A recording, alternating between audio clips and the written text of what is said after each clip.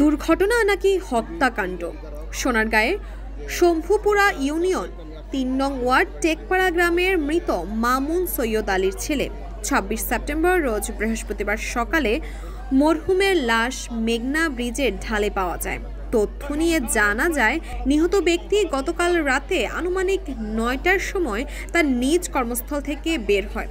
তার সাথে নাকি টাকা আর মোবাইল ছিল। নিহত ব্যক্তির শরীরে অনেকগুলো আঘাতের চিহ্ন পাওয়া যায়, কিন্তু এলাকাবাসীর দাবি এটা নাকি দুর্ঘটনা।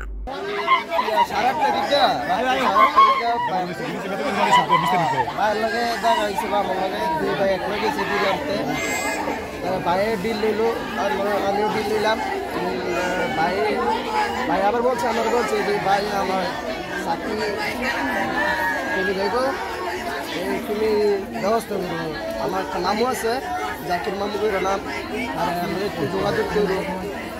কথা করার পরে ভাইরান বলছে ঠিক আছে আমি ব্যবস্থা করতেছি। পরে এই কথা বলে ভাই আবার কাজে জায়গা গেছে, জায়গা গেছে। পরে ৯টা বাজে পরে আমাকে ছুটি দিছে, ছুটি দিছে বুঝতে ৯টা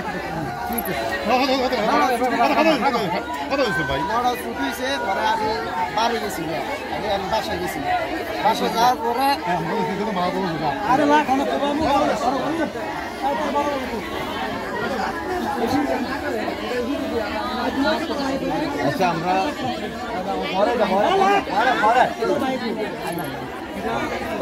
সোনারগাঁও থানার পুলিশের কাছে অনুরোধ, এটা দুর্ঘটনা নাকি হত্যাকাণ্ড তার সুষ্ঠু তদন্ত করা হোক। তাসফিয়া তাবাসসুম, এই সময়, ঢাকা।